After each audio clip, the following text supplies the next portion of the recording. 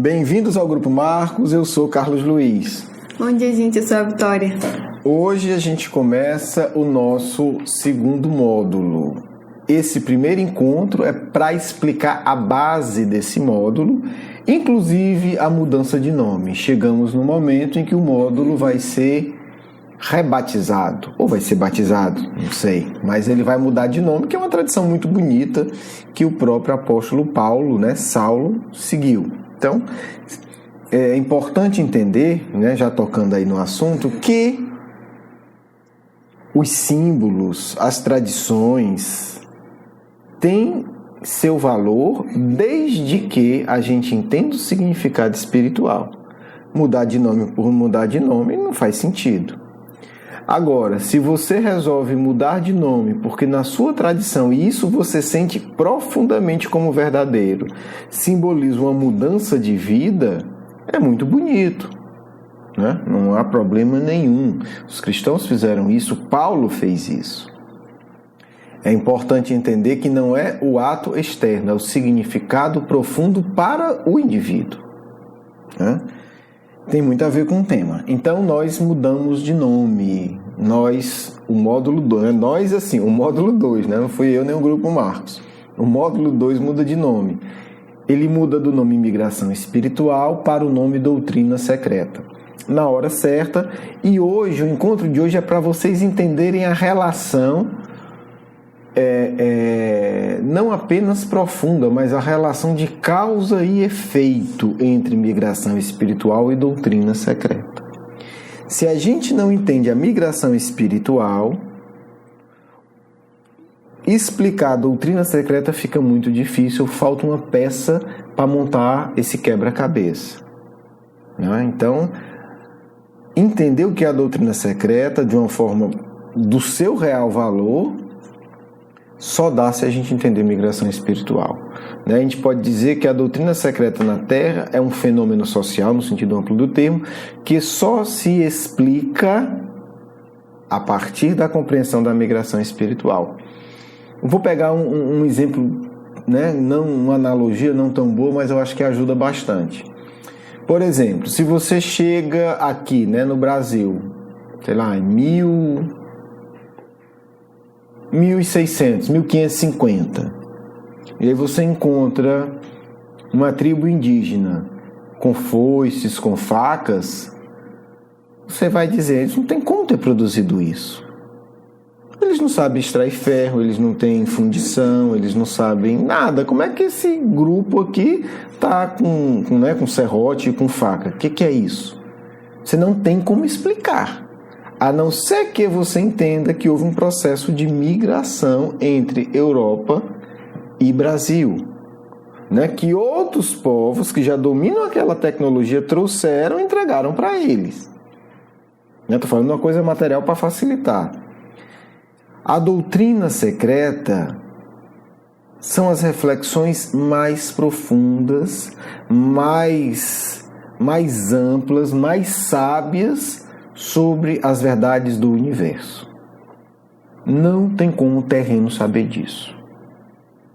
Não tem como, há 20 mil anos atrás, você explicar que alguém da Terra soubesse dessas grandes verdades. Mas elas já existiam e estão provadas. É inegável. É inegável. Vou dar só um exemplo que é o mais objetivo, o mais concreto, que é inegável. As pirâmides do Egito. As pirâmides do Egito, elas têm um alinhamento com estrelas, não vou entrar em detalhe, quem sabe um dia, que desafiam qualquer possibilidade de coincidência. Elas têm todos os principais variantes matemáticas que nós conhecemos hoje. O π, as constantes da natureza, quer dizer, não vou entrar em detalhe, registradas nela. Elas têm as distâncias da Terra para o Sol, da Terra para a Lua. Detalhe, as indicações mais razoáveis apontam que as pirâmides têm pelo menos 15 mil anos. Por quê? Vamos simplificar bastante, depois um dia a gente trabalha isso. porque a pirâmide, inclusive, tem erosão de chuva. E nos últimos 15 mil anos não chovia, né? Hoje é um deserto. Então, quando é que elas foram construídas e depois elas tiveram erosão durante séculos de chuvas constantes? Então, obviamente, precisa ser um gênio para saber que ela foi construída na época que tinha chuva constante, né? Então, só que não tem como, essa equação não fecha. Porque do ponto de vista terreno, da história da Terra, não tem como espíritos um grupo humano naquela época ter esses conhecimentos. Então fica uma discussão maluca. A ponto de um grande engenheiro, de uma das maiores construtoras alemãs, dar uma entrevista e dizer: hoje, eu duvido muito que nós conseguíssemos construir com aquela qualidade. Estamos falando não de um cientista teórico, mas de um grande engenheiro do mundo da prática, que constrói as maiores obras da Alemanha. Quer dizer, que sabe fazer a coisa na prática. Ele chega e diz: hoje eu duvido muito que a gente conseguisse construir aquelas pirâmides com o grau de precisão e de qualidade delas. Então a coisa fica maluca, porque ninguém sabe. Se hoje a gente não consegue, como é que conseguiram? Cadê esse povo? Cadê esses engenheiros? Cadê esse saber? Então, assim, isso é doutrina secreta. Na verdade, as pirâmides, elas refletem, segundo Emmanuel, uma parte da sabedoria da doutrina secreta. Né? O Emmanuel vai chamar no livro A Caminho da Luz de Ciência Secreta do Egito. Né? Vamos discutir aqui uma palavra, certo? Leon Denis, encarnado, continuador de Kardec, vai falar da doutrina secreta. Ele vai dizer que todas as grandes religiões possuíam, na verdade são duas religiões. Ele vai falar que era a esotérica e a exotérica, com S e com X. Ele vai falar que era a religião das massas, para as massas, não das massas feitas para a multidão, e a religião dos sábios. Quer dizer, os sábios, conhecendo todas essas verdades e vendo que a grande massa não teria capacidade de compreender, eles ensinavam essas mesmas verdades através de símbolos. Aí é que está a questão. Então, todos os símbolos, eles têm um valor gigantesco. Se você entender que ele é um símbolo que carrega uma grande verdade espiritual. Se você tomar o símbolo pelo símbolo, você ainda continua nas massas, na compreensão rasteira. Problema nenhum, cada um no seu nível. Mas a gente tem que entender que os indivíduos que criaram os grandes símbolos, eles sabiam o que estavam fazendo. A gente faz isso todo dia com as crianças. Não dá para explicar, então você explica com uma metáfora, né? Você explica de uma forma que satisfaça a mente infantil,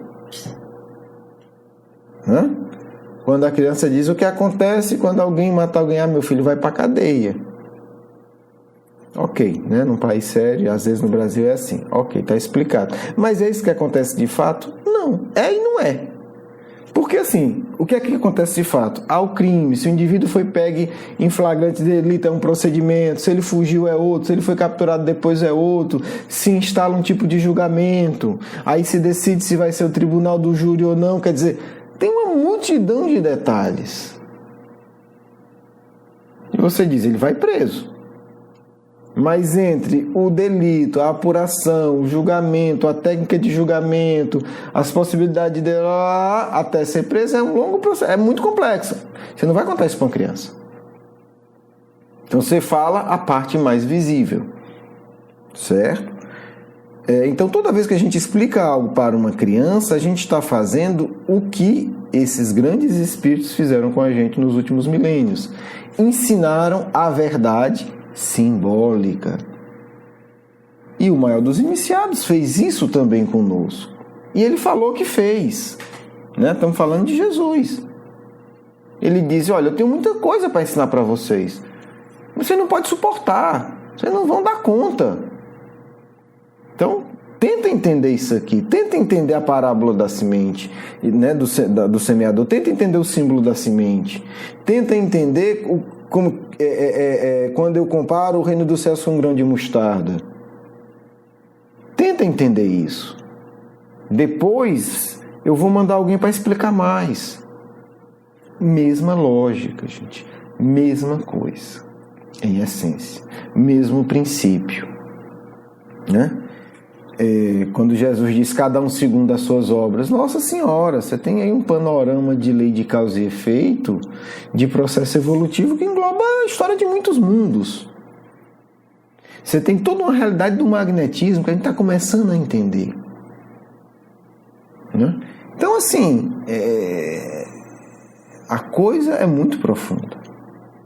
Mas ele diz, cada um segundo as suas obras, para a gente começar a entender. Não falou de magnetismo, não falou de perispírito, não falou do processo evolutivo reencarnatório, falou nada disso, não dava para falar. Vocês não vão aguentar. Então vamos lá, certo? Então, o que é a doutrina secreta? A doutrina secreta, estamos falando da Terra, né? Estamos falando da doutrina secreta da Terra. Né? O Epaminondas de Vigo, no livro Memórias do Suicida, que é um livro revisado por Leon Denis. Esse professor é um dos espíritos mais evoluídos da colônia Maria de Nazaré, que trabalha com regressão de memória. Eu falei isso várias vezes. Então, assim, ele vai dizer que a doutrina secreta estudada no plano espiritual é outra coisa. Ele vai, inclusive, dizer só Jesus e os anjos mais evoluídos que trabalham com isso conhecem a doutrina secreta na sua totalidade. Aí é só a título de nota de rodapé, não entra nem no assunto, porque não dá. Aí, é claro, eu não posso suportar isso. Então vamos falar da doutrina secreta da Terra, daquilo que foi escrito na Terra, daquilo que está colocado nas pirâmides do Egito, daquilo que Emmanuel diz que está colocado nas escrituras judaicas. E ele diz que pouquíssimos iniciados hebreus podem explicar tudo. Então vamos falar disso, que já é demais, tá certo? Então, estou falando de doutrina secreta da Terra. O que acontece? Na migração espiritual, vêm espíritos sábios que faliram, mas não deixam de ser sábios, né? Porque a sabedoria é sempre relativa, que para nós da Terra sabe muito. Né? Vou dar mais um exemplo didático. O sujeito é um grande cientista, né, que cometeu muitos erros, mas ele é um grande cientista, ele ganhou o Nobel, ele conhece muita coisa, mas fez besteira, pisou na bola, perdeu a chance, vai para o mundo primitivo.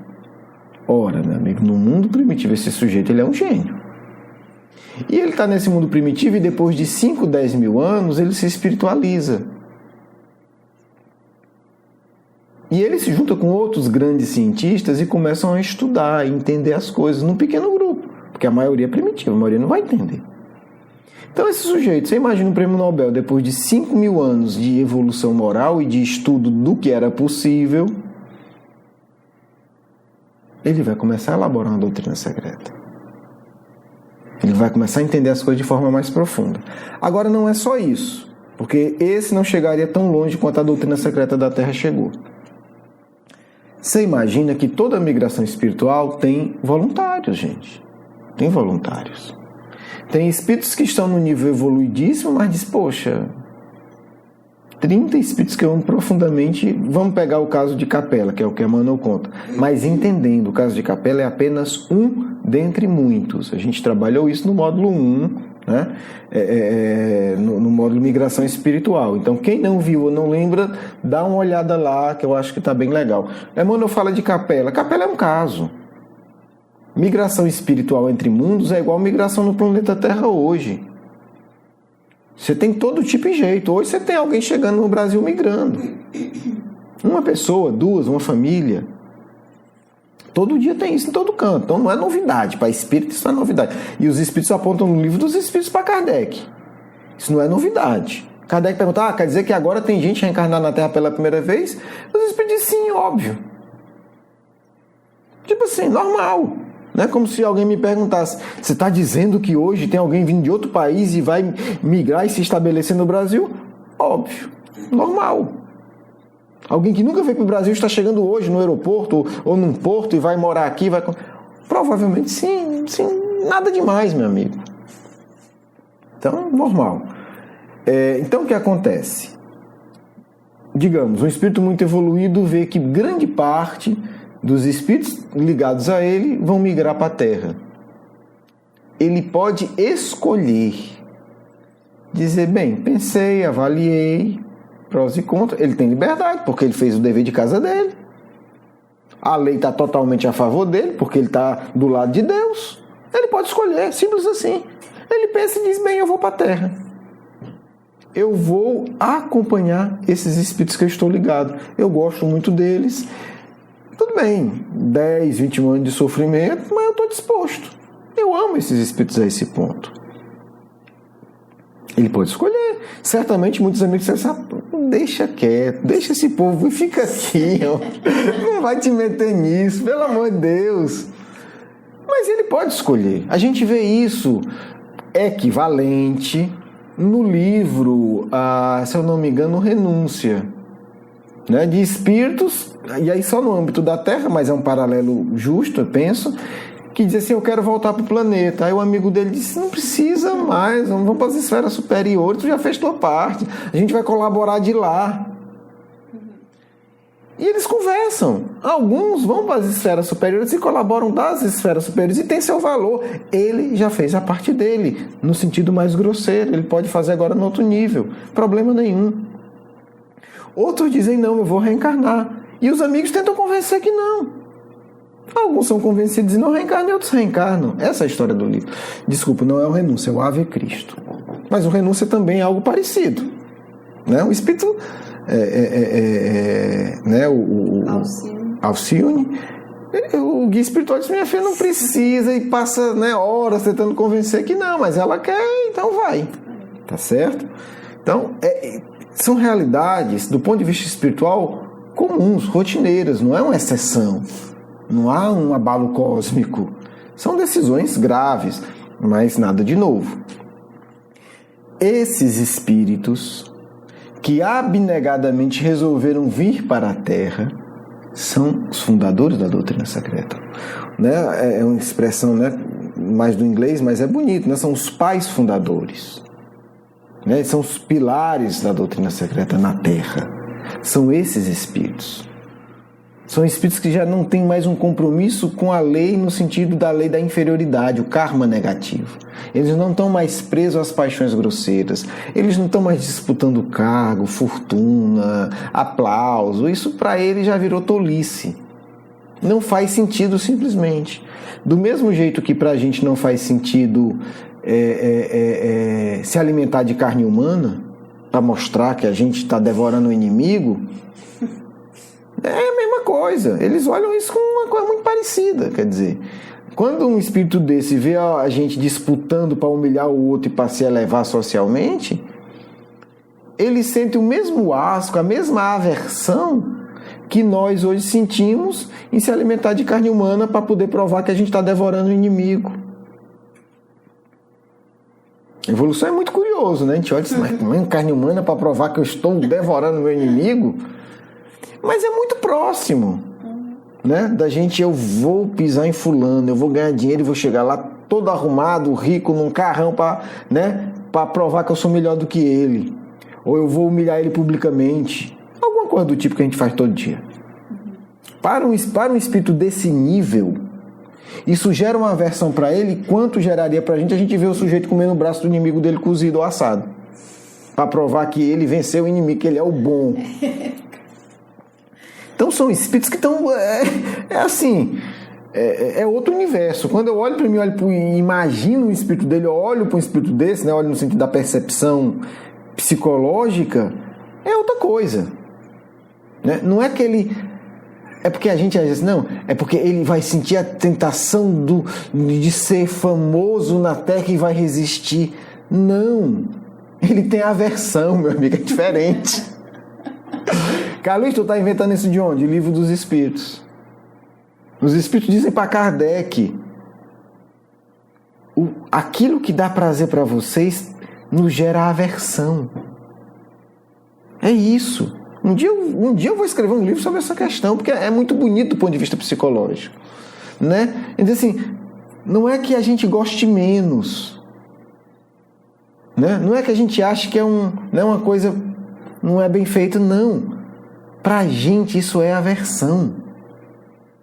Tá no meio disso, ser rei, ser famoso, ser a maior fortuna do Brasil, ser a maior fortuna do mundo. A gente não quer isso, isso dá aversão, isso é horrível. Isso gera mal-estar. Né? Isso causa náuseas na gente. Não é por aí que a gente fica feliz. Então, assim, não é por aí. Não é que diz assim, eu queria tanto ser o imperador, eu queria tanto ser o professor mais famoso da faculdade, eu queria tanto ser o médico mais aplaudido. Não. Ele não quer isso de jeito nenhum. Isso é tortura. Ok. É pra gente entender um pouco, gente. Eu tô esticando um pouquinho, mas é pra gente ter um pouco de tato, entender um pouco do padrão psicológico dos espíritos que fundam a doutrina secreta na Terra. Né? A famosa história. Você sabe de quem nós estamos falando? O que eu quero é isso. Assim, eu quero que a gente sinta um pouco de quem que a gente está falando. Não de nome, mas assim, do padrão. Do padrão. São espíritos que já estão na outra realidade. Outra realidade. Não faz sentido ser famoso, ser sacerdote famoso, ser médico famoso, ser médium famoso, você não ser... Sabe? Não. É outra coisa. Ok. Então, vamos entender do que é que nós estamos falando. Vou ler um trecho do Leon Denis que está no livro Depois da Morte, escrito quando ele estava encarnado. Estamos falando do continuador de Kardec. Né? E se vocês já perceberam, quem gosta de algumas observações interessantes, já que estamos falando da doutrina secreta, Leon Denis é um nome que está dentro do nome de Kardec. Legal, não é isso, gente? Esse povo sabe o que faz. Leon Denis está dentro do nome de Kardec. Pega o nome de batismo de Kardec, Hippolyte Leon Denis Rivail. Pega o Leon e pega o Denis, Leon Denis. Extraordinário, extraordinário. Coincidência. Esse povo sabe o que faz. Quer dizer, Leon Denis é o continuador de Kardec. Se alguém tinha dúvida que ele era o continuador, eu acho que isso esclarece. Além de toda a vida e obra dele, obviamente. Então, Leon Denis, continuador de Kardec, ele vai escrever o seguinte: em resumo, a doutrina secreta, mãe das religiões e das filosofias, reveste aparências diversas no decorrer das idades, mas sua base permanece imutável em toda parte. Nascida simultaneamente na Índia e no Egito. Como é que ele sabia disso? Eu não sei. Porque o Emmanuel fala, mas o Emmanuel está desencarnado. O Emmanuel vai falar isso. Das duas grandes civilizações da Terra, a Índia e o Egito. Né? Vamos lá. Nascida simultaneamente na Índia e no Egito, passa daí para o Ocidente, com as ondas das migrações. A gente vai já tratar disso, vai dar tempo, que eu vou correr um pouquinho. Encontramos-la em todos os países ocupados pelos celtas. Allan Kardec foi um sacerdote celta. O nome Allan Kardec é o nome de uma encarnação de Kardec como sacerdote celta. Né? Mas o Kardec tem nada a ver com doutrina secreta, iniciação, ele bota o nome de Allan Kardec que ele tinha outro. Nada a ver, né? Nada a ver, coincidência também. Oculto na Grécia pelos mistérios. Ela se revela no ensino de mestres tais como Pitágoras e Platão, debaixo de formas cheias de sedução e poesia. Os mitos pagãos são como um véu de ouro que esconde em suas dobras as linhas puras da sabedoria délfica. Ele está falando do oráculo de Delfos, que Sócrates respeitava profundamente. Né? Então, assim, estamos construindo uma base, gente. Hoje a gente vai construir uma base, porque depois a gente vai mergulhar fundo na doutrina secreta. Então, vamos entender isso. É fundamental para que a gente não perca o norte e não ache que a gente está inventando coisa. Leon Denis, no livro Depois da Morte, um livro, graças a Deus, muito, muito fácil de achar na internet. Né? Escreve Leon Denis Depois da Morte, o livro aparece. Então, editado pela FEB, está aí disponível para vocês aí na internet também. Ok. Agora vamos construir aqui a linha a partir do Leon Denis dialogando com Emmanuel. Então, a sede da doutrina secreta é a Índia e o Egito. Ok. Do Egito, a doutrina secreta passa para a Grécia. Todo mundo sabe historicamente que a Grécia é herdeira do Egito. Todo mundo sabe historicamente que Pitágoras, né, que era um jovem riquíssimo, inclusive, usou todos os seus recursos, mas ele era muito mais do que isso, porque no Egito não tinha negócio de dinheiro, né, para conseguir as iniciações egípcias. Teve uma iniciação que ele teve que se preparar 20 anos. Então, não é porque o papai é rico, tá bom. Você se prepara 20 anos e tem que passar no teste, porque se não passar no teste também não vai. Tá certo? Então, assim, não estamos falando de brincadeira. Ele vai levar isso para a Grécia. Só que lá era também secreto. E o secreto aqui é o seguinte, é proibido quem sabe falar. Algumas iniciações, se não passasse, o sujeito morria. E aquele que soubesse e comentasse qualquer coisa era morto. Conta-se de uma figura, vou resumir bastante, só para vocês terem ideia da gravidade. O sujeito que passou por iniciação lá na Grécia, em Delfos, encheu a cara e em praça pública fez alguns gestos que ele viu na iniciação dele no oráculo. Alguns gestos. Como era uma figura pública, sabe-se lá por quê, ele foi poupado, mas ele teve que imediatamente sair da Grécia e nunca mais voltar lá sob a pena de ser morto. Detalhe, a Grécia em relação ao Egito, segundo Emmanuel, era brincadeira de criança, pegava leve. Então nós não estamos falando de vai lá, dá um jeitinho e me conta, certo? Não é disso, estamos falando de um projeto de vida que exige tudo e mais alguma coisa e de uma seriedade que não existe no mundo atual praticamente em nada. Pitágoras exigia como a iniciação básica, a única que foi tornada pública, porque era para o início, o resto ninguém sabe, 5 anos de silêncio. Você teria que viver na comunidade, nessa preparação, e os detalhes ninguém sabe, mas o que se sabe é que você teria que ficar 5 anos em silêncio. Gente, vocês não sabem o quanto, a maioria talvez de vocês não saiba o quanto isso é assustador, quanto isso é difícil. Porque no silêncio o psiquismo se purifica. Não é brincadeira. Eu tive uma experiência, nem sei quantos dias foram, esqueci. 10. Passei 10, foram 10 dias. 10 dias em silêncio. 10 dias, sem falar nada. Silêncio total, sem poder falar. Num retiro. Meu amigo, o inferno que existia dentro de mim, ele apareceu com todas as tintas e cores e cheiros. E é uma experiência comum. Não foi só comigo. Muita gente desiste. E é impressionante como depois de 10 dias as pessoas que ficam, elas estão com o olhar iluminado. Nunca vi isso em canto nenhum.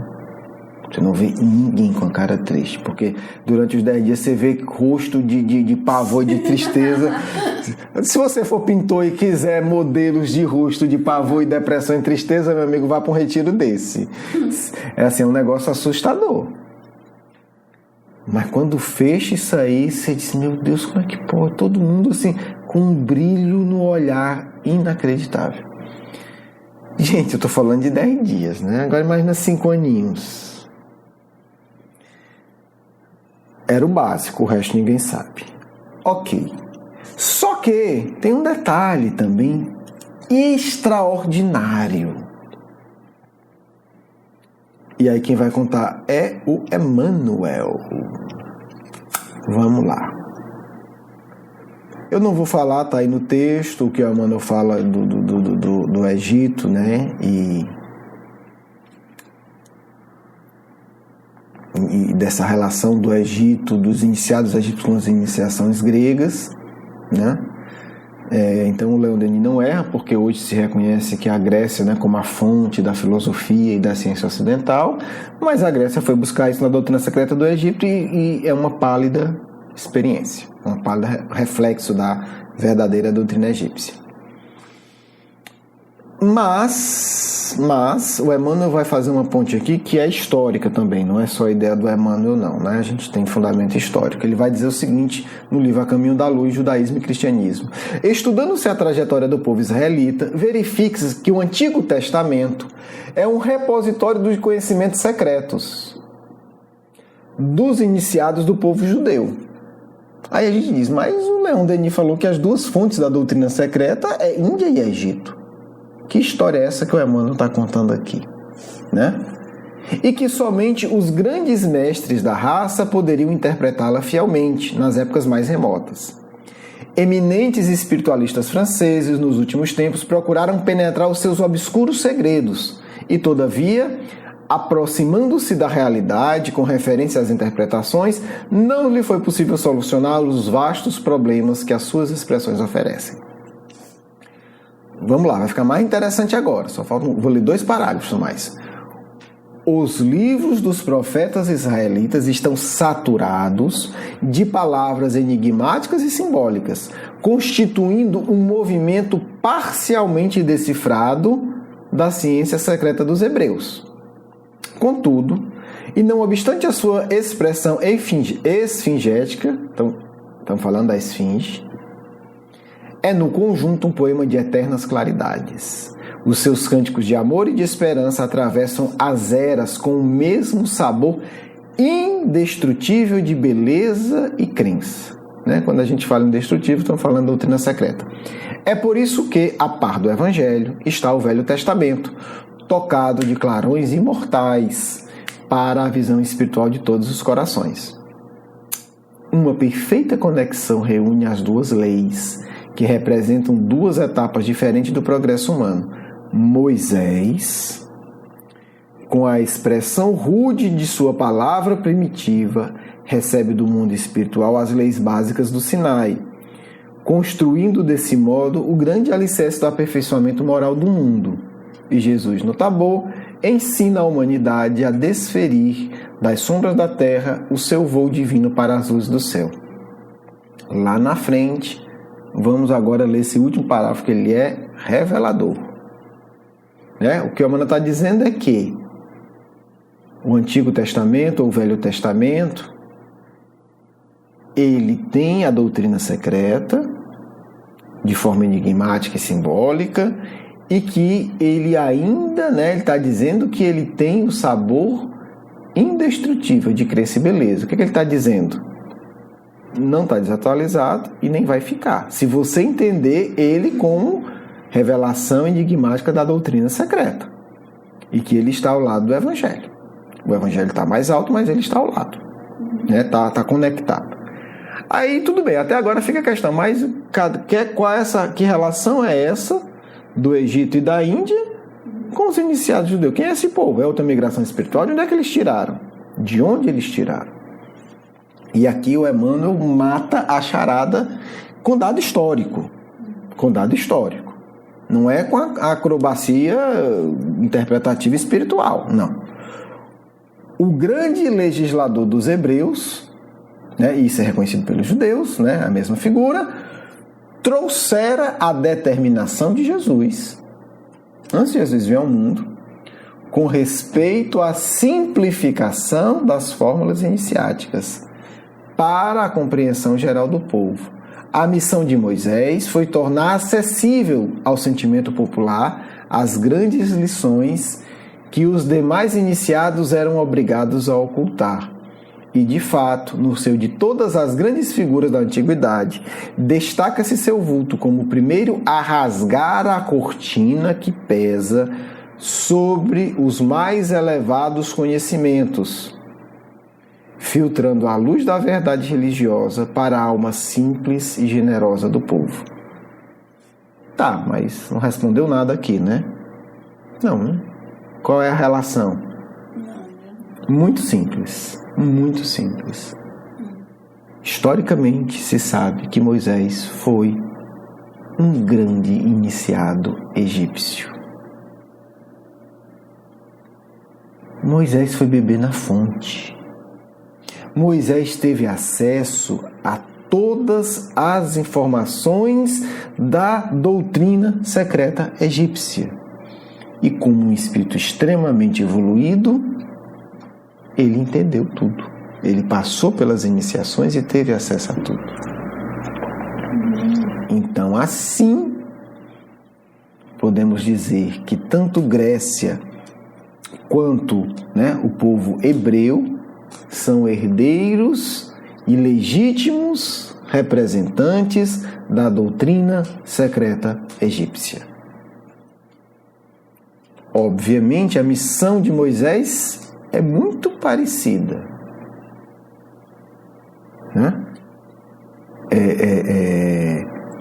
Com o quê?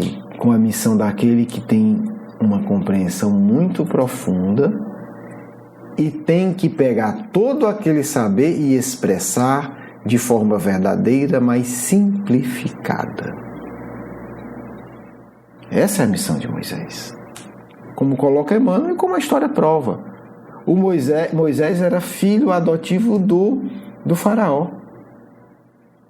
Então o sujeito tinha pai faraó e tinha todas as capacidades de passar nas iniciações. Resultado, ele soube tudo. Ele aprendeu tudo. Ele vivenciou tudo. Então, o Cristo escolhe para estruturar a sabedoria do povo judeu, Moisés. Que para os judeus é o maior cabalista de todos os tempos. E o que é a Cabala? A Cabala é uma parte da tradição judaica. Estamos falando de um saber histórico, secreto. A Cabala, na nossa linguagem, a gente pode dizer que ela guarda a doutrina secreta do judaísmo. É a parte mais espiritualizada, é a parte do saber mais profundo, mais intenso, mais forte. E sempre foi um saber secreto.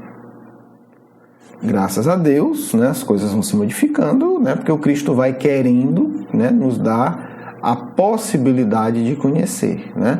Cabala significa tradição recebida, a revelação recebida. Então, é aquilo que foi recebido. Tipo doutrina espírita, Foi recebida. Tem o trabalho intelectual de Kardec, mas a fonte dela não está no mundo material. Isso segundo a definição dos cabalistas. E por que nós temos acesso? Porque em 1698, um rabi conhecido como Rabi Israel, que também era conhecido como Baal Shem Tov, ele, um dos grandes rabis da história do povo judeu, reconhecido por ele, isso aqui é a história, estou pegando fontes legítimas do judaísmo. Ele criou um movimento, um esforço, como ele chama, chamado Hassidismo. E a proposta do Hassidismo era divulgar essas verdades espirituais. Então, graças a esse espírito em particular, e obviamente todo um movimento que tem apoio do mais alto, hoje a gente tem acesso a muita coisa da Cabala. Certo? Então, aquilo que foi pegue no Egito pelas mãos de Moisés, aquilo que foi passado de geração a geração do povo hebreu, e que persiste, né, e que progride na sua evolução e na sua reflexão até hoje, foi dado acesso graças, né, ao hassidismo. Então não estranhe que a gente vai fazer a opção agora, né? Os nossos próximos 9 encontros, eles vão ter como fundamento as reflexões da Cabala, sem desmerecer nenhuma outra, né? É possível fazer as reflexões da doutrina secreta, como nós colocamos aqui, a partir da sabedoria grega, a partir dos mitos gregos, né? É uma outra área de saber, uma outra forma de se chegar à doutrina secreta. Da mesma forma que nós, o Emmanuel coloca isso também no Caminho da Luz, podemos fazer isso por meio de um estudo aprofundado do hinduísmo. São todas igualmente legítimas, porque são expressões diversas da mesma essência. Né? Por que optamos pela Cabala? Primeiro, porque ela está mais perto da gente. Né? Porque ela é a tradição judaico-cristã. Né? Porque, obviamente, precisa dizer que o cristianismo nasce do judaísmo. Então, está muito mais ligado a nós. Mas a Grécia também está relativamente próxima. E o hinduísmo pode ficar próximo desde que haja um esforço de estudo sério. Como não há capacidade minha de estudar tudo isso com o mínimo de seriedade, né, e não adianta ficar repetindo, e porque a tradição que está mais diretamente ligada ao Cristo, isso obviamente pesa profundamente, a gente vai se aplicar nisso. E eu vou dizer para vocês, esse povo sabe o que diz. O que nós vamos encontrar em termos de compreensão na Cabala, a partir da luz espírita, né? Porque é o espiritismo que é a nossa referência central, tá certo? É grandioso. Né? A Cabala vai lidar com Deus, a criação, a forma como nós nos relacionamos com Deus. E o que é a alma. Não precisa dizer que a Cabala é reencarnacionista. Gente. E aí eu posso dizer que eu acredito sim, que eu comecei a entender a proposta espírita. Estava na hora, né? Sei lá quantos anos de espiritismo. 90, né? 2000, 2010, depois de 26 anos de espiritismo, eu acho que eu entendi a proposta. O espiritismo não é uma religião, no sentido estreito do termo. O espiritismo, ele vem nos ensinar a desvendar as verdades espirituais da doutrina secreta. Por isso que os espíritos, no Livro dos Espíritos, dizem a Kardec, o espiritismo é a chave. Não é assustador isso? Para mim é assustador, porque eles não disseram o espiritismo é o tesouro. Ele é a chave. Está falando de uma chave que abre alguma coisa. Um cofre, uma caixa, uma porta. E dentro desse compartimento que a chave abre, está o tesouro. Assustador. Eu que vivi arrogantemente achando que o espiritismo dava conta de tudo. Eu que fui tolo o suficiente de achar em parte da minha vida que bastava estudar o espiritismo. Eu digo, mas meu Deus, é uma chave. Quem tem a chave não tem um tesouro. Quem tem a chave não abriu a porta.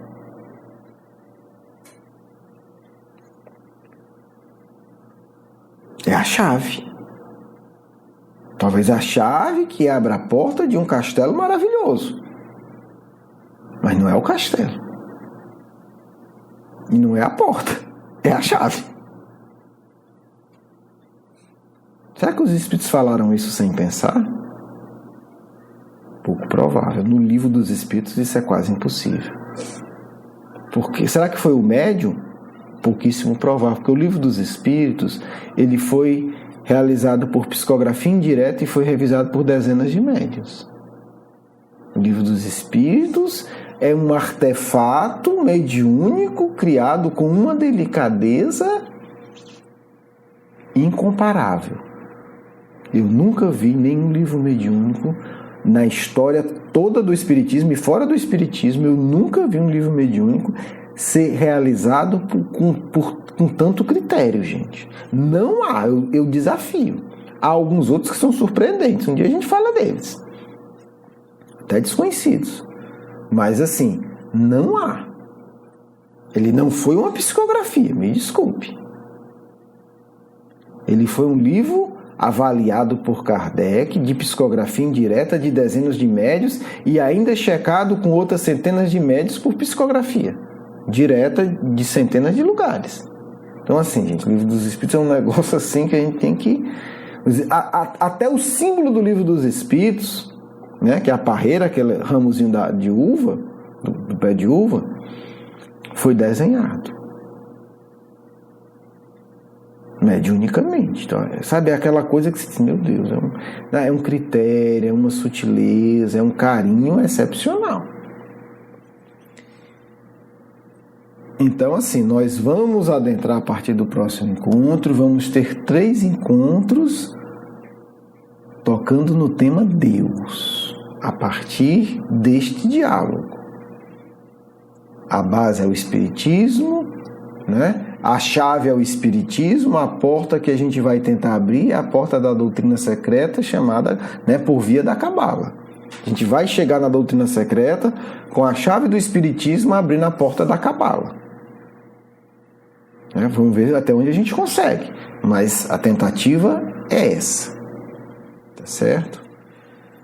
Bem, meus amigos e amigas, né, assim, fizemos essa longa reflexão em busca de mostrar para vocês, né, uma base para tudo que a gente vai fazer nos próximos 9 encontros. Né? Eu sei que culturalmente pode ser um pouco chocante, porque, como eu falei, ao longo do caminho eu passei, né, por essas reflexões. Né? E provavelmente se eu escutasse essa argumentação, sei lá, nos meus primeiros 5 ou 10 anos de espiritismo, eu não sei como eu reagiria. Com certeza eu acharia estranho, não sei se eu concordaria ou não, mas seria um choque, né? Porque na minha cabeça o espiritismo simplesmente explicava tudo e estudar outra coisa era perda de tempo. Bem, fica a minha compreensão para quem pensar assim, não há nenhum problema. Vamos agora para a nossa segunda parte e iniciamos uma nova etapa com a bênção de Deus e dos bons espíritos. Um grande abraço. Começamos um novo módulo. É importante que os estudantes entendam a necessidade não apenas de nos ouvir, mas de lerem os textos, meditarem e se perguntarem com toda a honestidade qual o sentido de suas vidas, o que verdadeiramente desejam, o que realmente querem, porque a iniciação tem por base a busca central do indivíduo. Por isso, apenas aqueles que alimentam esse desejo central de crescimento para Deus, de tornar-se verdadeiramente melhor e mais poderoso, para que possa efetivamente servir ao mundo em nome de Jesus, extrairão a seiva verdadeira que estamos aqui a ofertar. Porque apenas os que se dedicam com seriedade se tornarão dignos de serem acolhidos no mais alto durante o período do repouso do corpo físico. Aos outros, os símbolos indecifráveis. Aos outros, a preparação para um futuro incerto, porque agem como preguiçosos que não dedicam-se a despertar em seu íntimo a chama do amor. Comecemos. Muito obrigada pela sua presença hoje, amigo. A nossa dúvida sobre o tema é a seguinte: qual é a importância de se estudar a doutrina secreta e como o Espiritismo pode nos ajudar nesse estudo?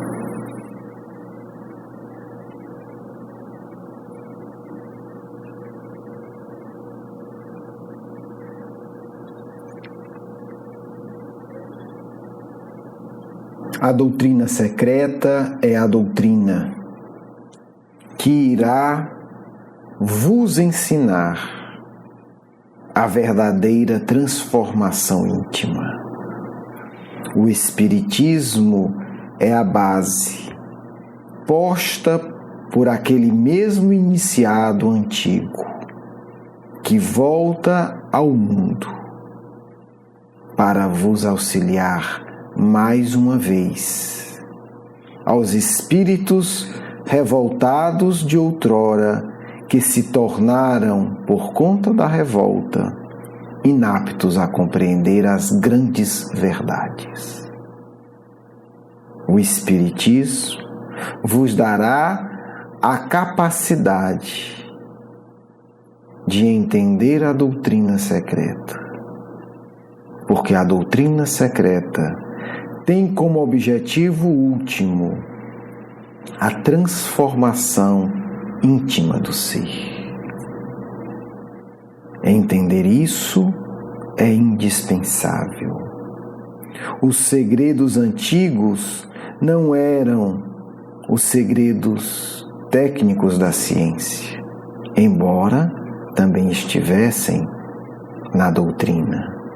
Mas todo o saber, tudo o que era informação e conhecimento devotava-se a orientar o indivíduo em sua transformação íntima.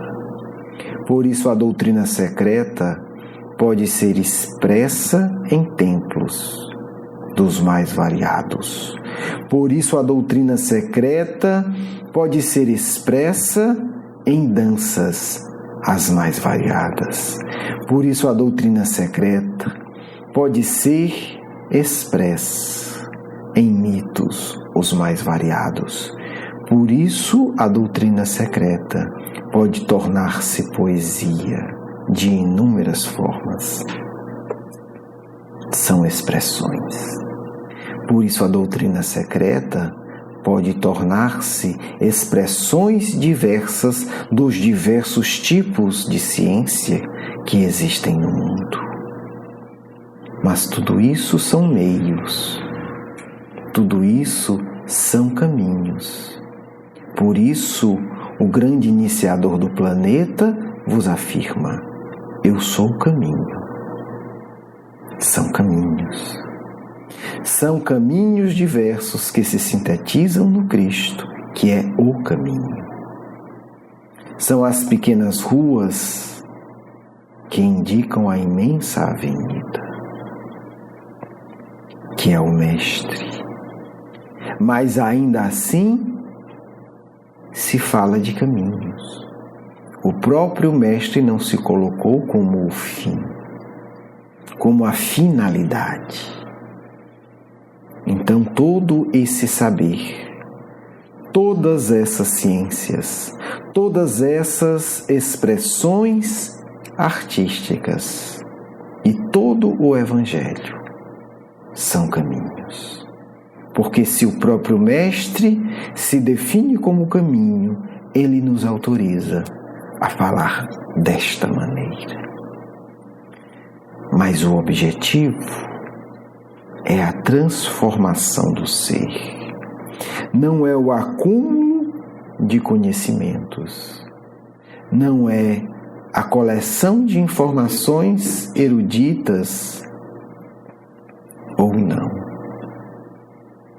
O grande fim, a grande finalidade é Deus. E apenas se chega a Deus pela transformação íntima. a transmutação dos elementos psíquicos. É necessário. O Espiritismo para as massas já foi dado ao mundo. É hora do Espiritismo transformador, transmutador. É hora do Espiritismo que Kardec chama o Espiritismo psicológico. O Espiritismo que prioriza a transformação íntima, sincera e verdadeira. O Espiritismo que é capaz de conduzir a doutrina secreta para que ela transforme o cerne, o centro, o núcleo do indivíduo. Portanto, meus amigos e minhas amigas, o nosso convite em nome da doutrina secreta não é de um curso de saber, é de um curso de transformação psíquica. Porque posso vos ensinar isso. Todas as iniciações da doutrina secreta não eram testes, como são os vossos vestibulares e concursos, e não eram provas de resistência física, mas eram processos de transformação. Porque sabíamos que o indivíduo que não fosse capaz de realizar aquelas transmutações íntimas não seria capaz de suportar os caminhos da doutrina secreta. Não pensem, portanto, na iniciação como um mero teste, uma mera prova. Mas a iniciação em si já era a transformação básica, que se o indivíduo não a realizasse em si, não estaria apto naquele instante para prosseguir com o seu aprendizado. O Espiritismo chega ao ponto em que muitos sentirão a sede da alma, em mergulhar em saberes e em experiências transformadoras. Teremos ao longo deste curso proposições de experiências transformadoras. Por isso alertamos.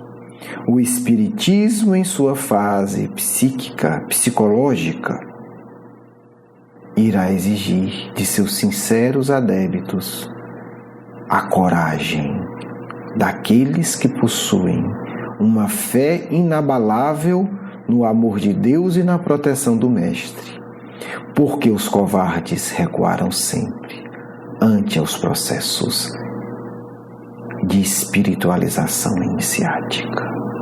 Muita paz do vosso irmão e amigo Leon Denis.